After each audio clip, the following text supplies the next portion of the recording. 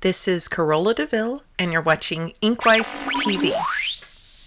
This is part 2 of a Cleopatra tattoo that I began a couple of months ago. I've already done one video on this, so we're going to take the first few minutes to do a quick recap in case this is your first time seeing the video. So I outlined the whole piece with a 5-round liner and ran my machine at about maybe 5.8 volts. I believe in lining, keeping your machine low, going slow and steady, because then you tend to get the line in faster. I mean, even though you're running slower, it's still, the ink goes in better and quicker. It just messes with your mind. You feel like you're going so slow, but then when you wipe and you look, it's like, oh, it's solid, and I don't have to go over it a bunch of times. Back to the tattoo. The whole style was, it's got hard outlines. It's not traditional per se. The face is going to be a little realistic, but it's kind of got a traditional realistic mashup. But at the same time, it's Egyptian. So I don't know. I don't feel like there's any way to describe exactly the style of this tattoo. If you have ideas, let me know in the comments. Let me know what you think. But as I said before, we're rushing through showing you the first couple of sessions. I believe I outlined everything in session 1. And in session 2, I began to color in the headpiece. Normally, Egyptian tattoos, most Egyptian artwork, it has it's got bold colors like reds, blues, greens, and golds. But my client liked softer colors and liked the turquoises and purples and pinks. And that's what she said she wanted. So I said, okay, that's awesome. We're making something completely unique anyhow. So it doesn't matter if the colors are not typical Egyptian. It's still Cleopatra. When I try to tattoo something that I want to look like it's gold, I work burnt umber into the shadows. The really dark brown works for the shadows in gold tones. After that, I went over it with rust, which is, kind of a burnt orange color, and then began working some mango, which isn't a very bright orange. It's a kind of a yellowish orange. But I didn't want to use harsh oranges up in the gold piece up top. That would make it look a little bit, I don't know. I didn't want the oranges to be that bright. I wanted them to have more gold or bronze tones.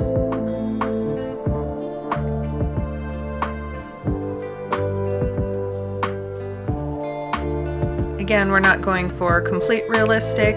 If I was trying to make it more realistic, there would have been a lot of detail and reflective work, but it's more traditional style, or new traditional, however you want to call it. So I wasn't too worried about it. I began working purples into the sides, and we're still watching that second session. I believe in the second session I got all of the headpiece done. I love using turquoise against purple. It gives it a neat, almost iridescent look. I think the contrast is great. Okay, there we are at the end of session 2 with photos of her leg. In session 3, I did the face, as you see, but the video card in my camera corrupted, and very sadly, I do not get to show you guys the process of me tattooing her face.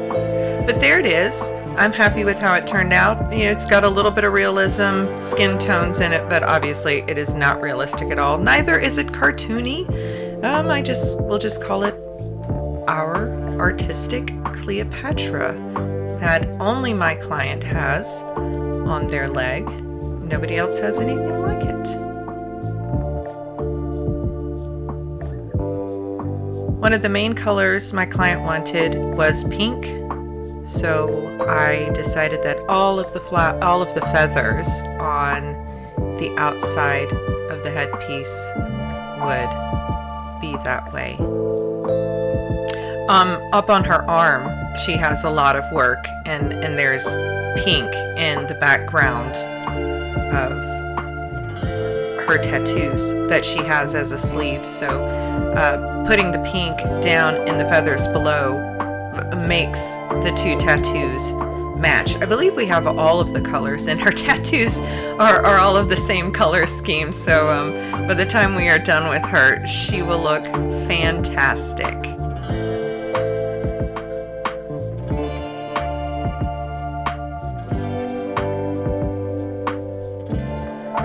I believe that I am using a 23 curved mag to do all of the color packing. I'm running my machine at about 5 volts, so because I have to go over every feather about 3 times. I used magenta for the dark color.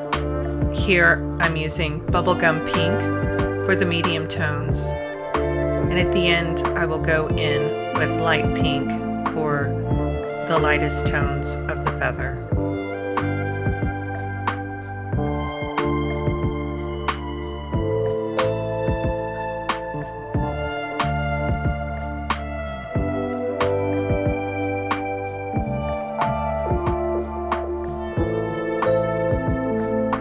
Here we are putting in the light pink.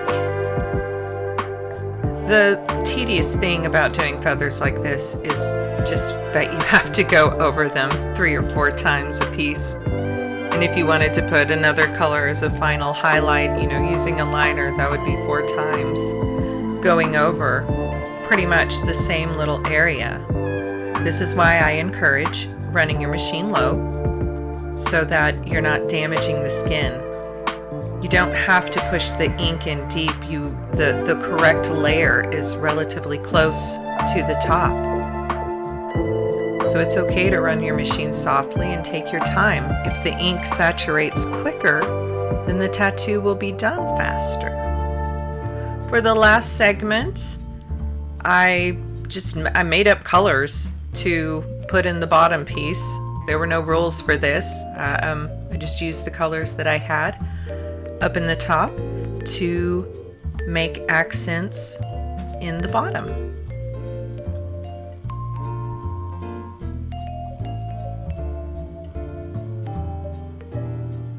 She had a little bit of green in her eyes, but there was no green anywhere else in the tattoo. So I brought a little bit of that tone down. Just to bring it together, to bring the top and the bottom of the tattoo together.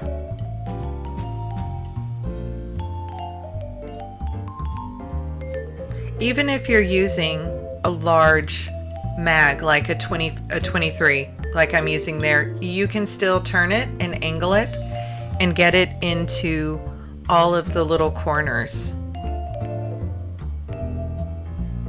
Because I'm running the machine low, it doesn't hit the skin hard even when it's turned at a really sharp angle, and that allows me to use the mag to not only pack a wide color but also be able to get it deep into the corners. That was pretty much all of the color for this tattoo, except for adding the gold. I used my burnt umber and then some orange for the mid-tones.